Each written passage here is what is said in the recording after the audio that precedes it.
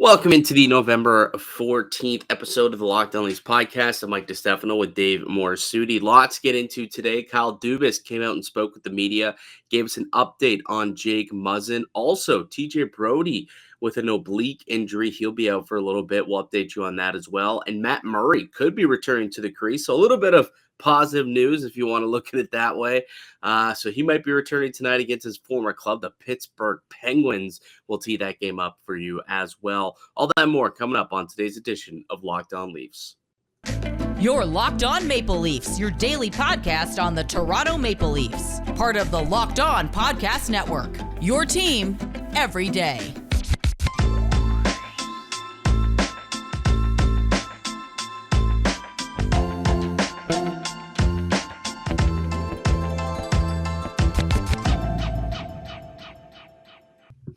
Hello and welcome into the Locked On Leafs podcast, one-stop shop for all things Leafs. I'm your host, Mike DiStefano from TSN 1050 Toronto Radio, also known as Al's Brothers on TSN's Overdrive and TSN 1050's Leafs Lunch. Joining me, it's my co-host, Dave Morassutti from Sportsnet, also a writer for the NHLPA. Locked On Leafs is a daily Maple Leaf-centric podcast, so be sure to subscribe for free wherever you get your podcast from. You can also now catch us up on YouTube. Search up Locked On Leafs on YouTube, hit subscribe, and get daily Leafs content delivered to you each and every morning, Monday through Friday, all Leafs, all the time. And lots of information coming out of Leafs Nation and Leafs camp yesterday, Dave. Kyle Dubas coming out, speaking with the media, getting a couple updates on some injured players. And also Matt Murray expected to play tonight against the Pittsburgh Penguins. So we'll get into that in a little bit when we help tee up the game, their second game in last week against Pittsburgh too, so they're going to want to try and get back on the winning ways against that club. But before we get into that, why don't we break down what Kyle Dubas had to say about these two pillar defensemen that the Maple Leafs had coming into the year, two of what's supposed to be their top four, two of what's supposed to be the top four defensemen, and two of what I would call their main defensive defensemen at that. Now out for a little bit. Muzzin out indefinitely with a cervical spine injury. He will be reevaluated in February. And from everyone who I've kind of talked to, it doesn't sound as though he might not play for the rest of the year. If he's being reevaluated in February, that could be the case. And then T.J. Brodie out a minimum of 2 weeks with an oblique strain. Not great for the Maple Leafs blue line to be missing both those guys for a little bit of time here. Yeah, no, it's not an ideal situation. I mean, Jake Muzzin and Leafs have done without him for stretches, but you take away TJ Brodie and the layers start to peel off of what this Leafs defense, what makes it successful, and TJ Brodie plays a big part of that.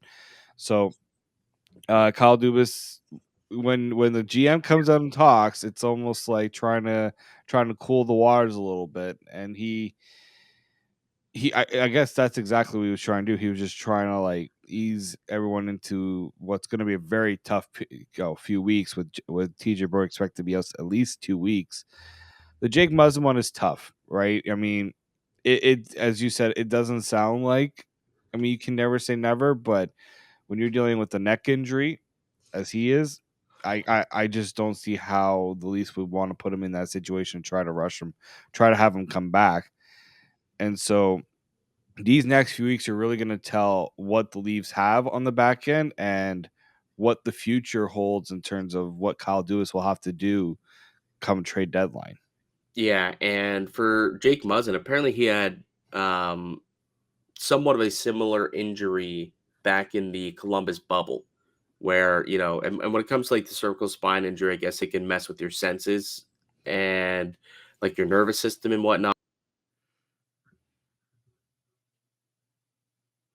And that's essentially, I guess, what had happened. There was a similar situation, and because it's happened again, he does not want to. They're taking all precautions here when it comes to Jake Muzzin. So, hopefully he is okay. I mean, if this is it for Jake Muzzin and hockey, I mean, 32 years old, he had a pretty good career, won himself a couple of Stanley Cups.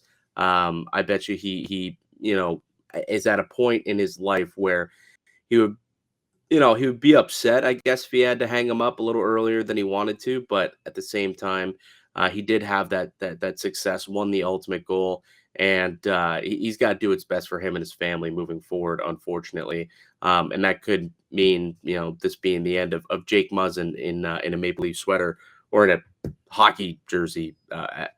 Ever could be done. But we'll see. We're not gonna. I guess we shouldn't speculate on that, but. He will be reevaluated in February, and a decision, I guess, will probably be made when he goes back to see the doctors. As for TJ Brodie, with him being out for a couple of weeks with an oblique strain, they're saying it's similar to the one that John Tavares had in training camp.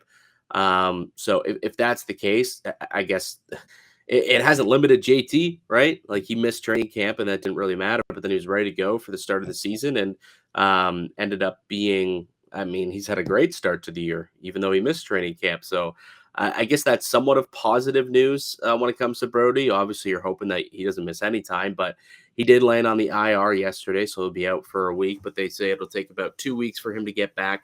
That's about the timeline that there was on John Tavares. But the question, Dave, is like this blue line, like what this blue line looks like without TJ Brodie scares me. It honestly frightens me. It's something that I'm having nightmares about, having to see a top four that consists of, I mean, tonight in the game against Pittsburgh, it's going to be Morgan Riley, Jordy Ben, and then it's going to be Justin Hall and Mark Giordano. Like that's your top four without Jake Muzzin and TJ Brodie. And that's that's just simply not good enough. Like, let's be honest here. Like, those are, quality defensemen. Morgan Riley, he's a first pair guy. But, like, Gio at 38 years old, is he still a top four defenseman? Can he give you 20 to 22 minutes a night that you need sometimes out of your top four guy? Can Jordy Ben play 20 minutes a night on the top pair with Morgan Riley? I'm not sold that he can, to be honest with you. So that's where I look at this and I kind of question how long can the Maple Leafs go without making a move to replace these guys? Because even though Brodie will be back, I still look at that blue line. I still think they're missing something. They're missing one piece of the pie. They're expected to have, again, Muzzin in their top four. So they've got to replace that if he's not going to be ready to go this season. And if they're reevaluating in February, the trade deadline's March 3rd. I'm assuming that's why it's like February, just so they could say, okay, yeah, he's not coming back. But I believe they're going to have to make up their minds if they're going to move that money, use that money beforehand and try and make a deal. Because that what they got right now, to me, just isn't that's not going to win you a Stanley Cup. It's real simple. No, I don't. This doesn't scream to me as a blue line that you could win a cup with, just because Justin Hall was already like on the fence as whether he could even play in the NHL at times, like when you watch him play. And Jordy Ben, yeah, he had a great first game, but the adrenaline, Vancouver, one of the worst teams in the league right now, and your adrenaline kind of pumps in that first game. I think when you look at what TJ Brodie and Jake Muzzin bring, Kyle Dubas was saying that he wants to see what Rasmus Sandin and Timothy Liljegren can do with the opportunity. I'm like, but Timothy Liljegren and Rasmus Sandin are not TJ Brodie and Jake Muzzin. They don't play that game. They're not that style defenseman. So if I'm the Leafs manager, that should be the priority. Is this is something that they're going to need come playoff time. They're going to need those type of defensemen. So I don't have a problem if the next few weeks they reevaluate how TJ Brodie is. He comes back, and if he's here and healthy, then it kind of reduces the panic level slightly. But Jake Muzzin is done for the year. You got over $5 million, $5.6 million to play with.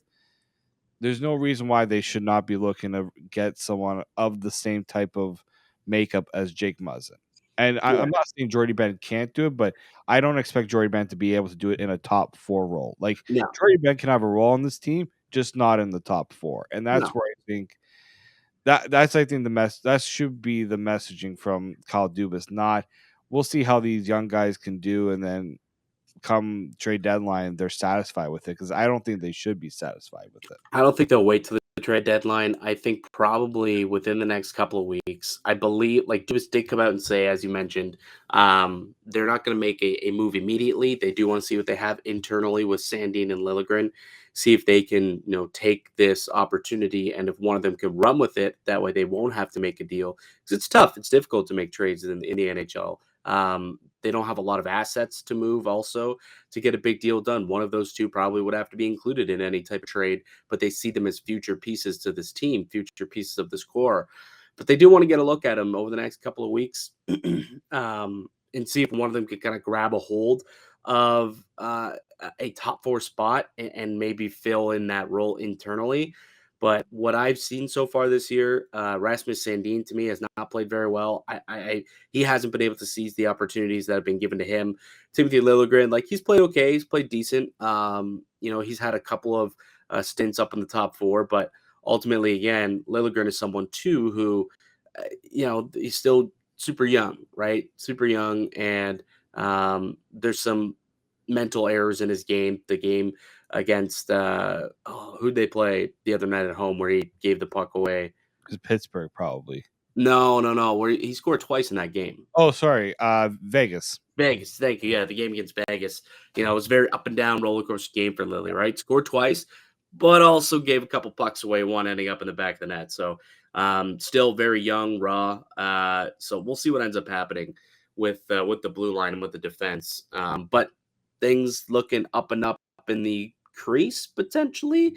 Why don't we take a quick break, get back into what's going on in the pipes for the Maple Leafs, because somebody could be returning tonight and could be making his first start in Pittsburgh since getting traded. Yes, I'm referring to Matt Murray.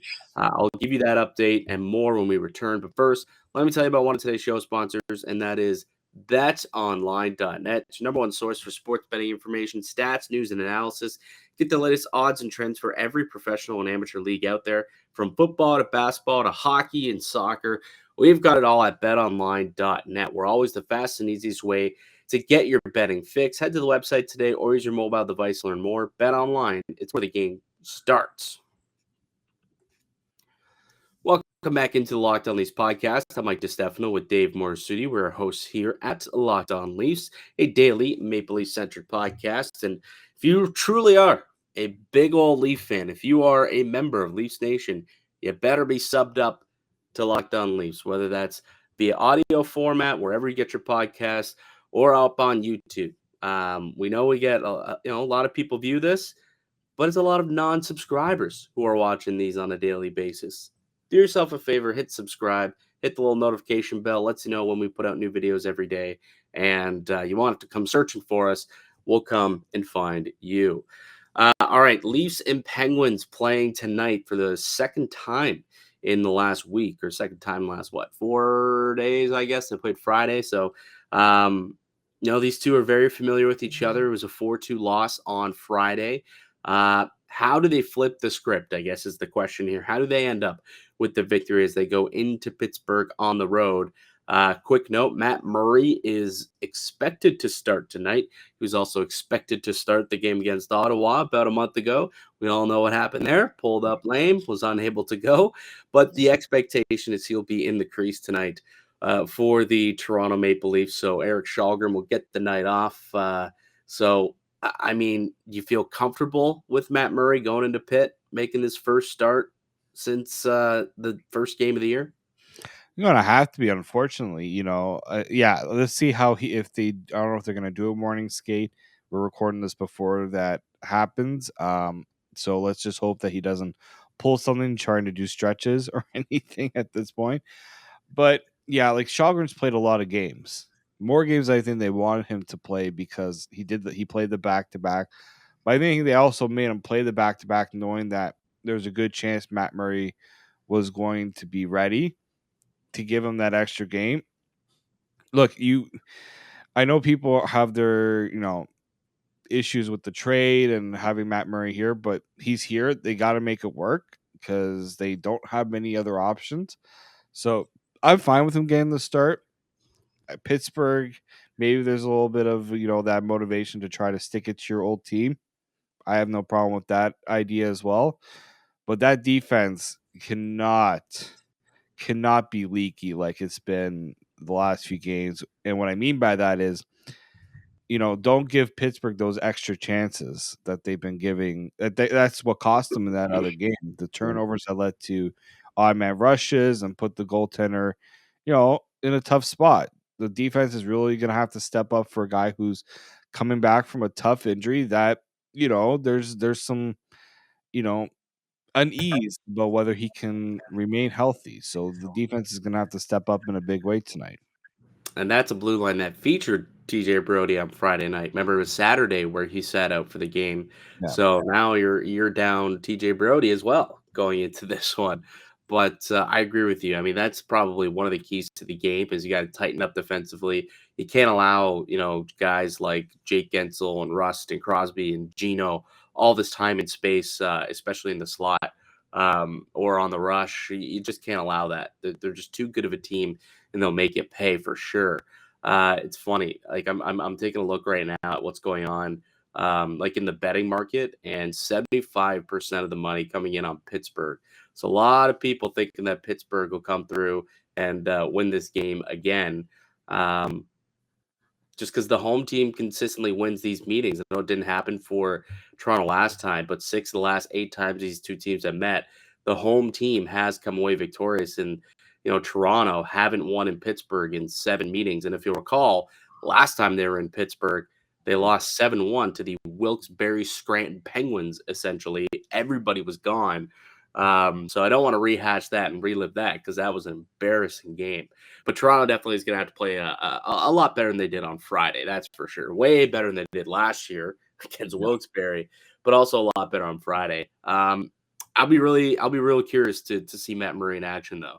The funny thing is, remember how he actually had a good preseason, right? Yeah. Like he only allowed, I think, 1 goal at 5-on-5 to the entire preseason, and they kind of got lit up a little bit. The glove hand was weak against Montreal, and then he got hurt at the very next game, or the morning of the next game, and he was unable to play. So I'll be curious to see what Matt Murray we get tonight. I really, really will. I think the extra motivation makes some sense. I believe the only time he's ever played Pittsburgh, he did it once in Ottawa, at home in Ottawa, and he only gave up 2 goals and a 2-0 loss, unfortunately. So played them rather well last time that they did play. So if they can hold the Penguins to 2 goals, I think that the Maple Leafs should be able to win this game.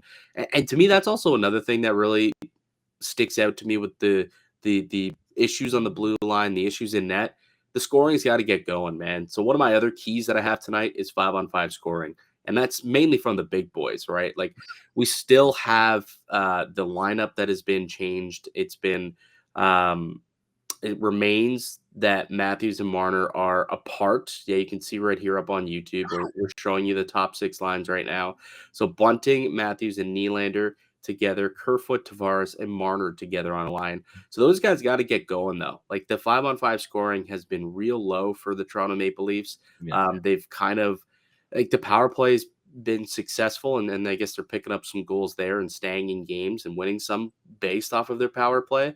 But when it's even strength at 5-on-5, where the game is played at most, the Leafs are lacking and trailing in that perspective. So they got to get going. And with the injuries, it's imperative that they start playing at the same rate that they were a year ago, because that's why they won all those games. It wasn't that they were a sound, solid team. They were outscoring a lot of their goaltending deficiencies.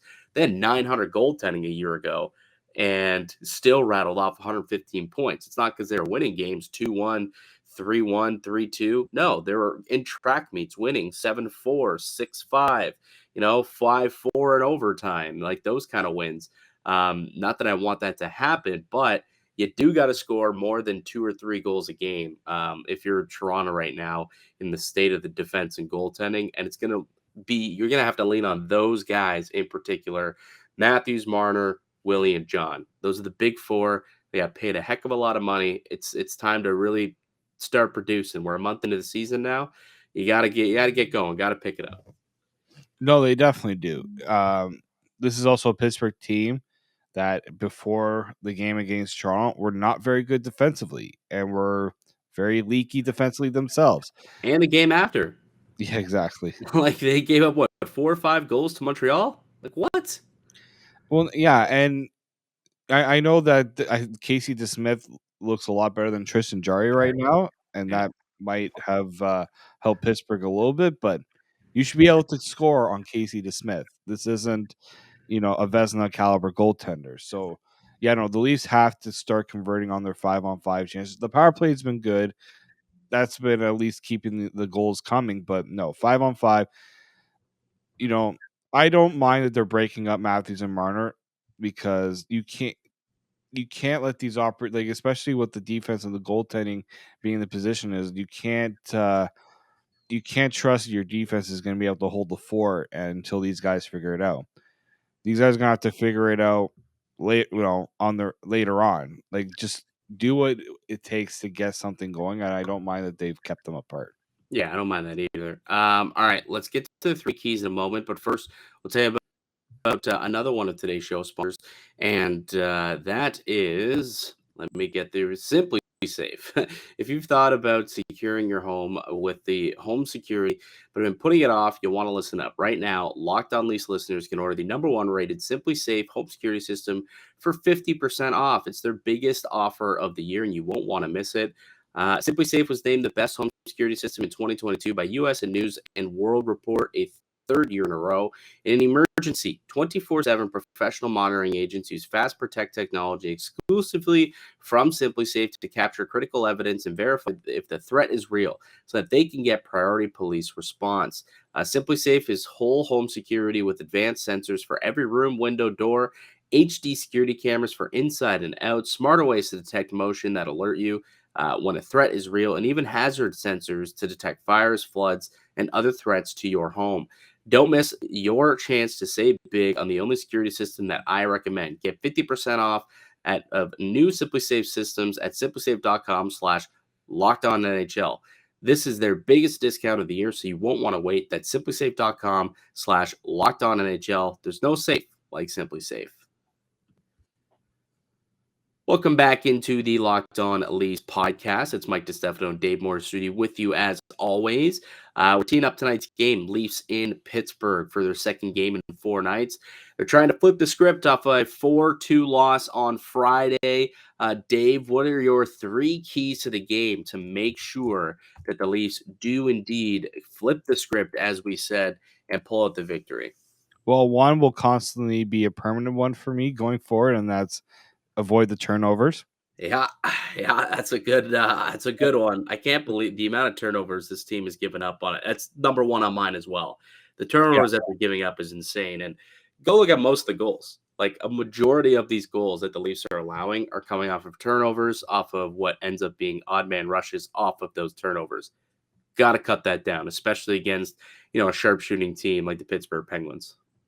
And you know what? Also, you look at the depth scoring, right? I like what I've been seeing from, guys like Pierre Engvall had a decent game against Vancouver.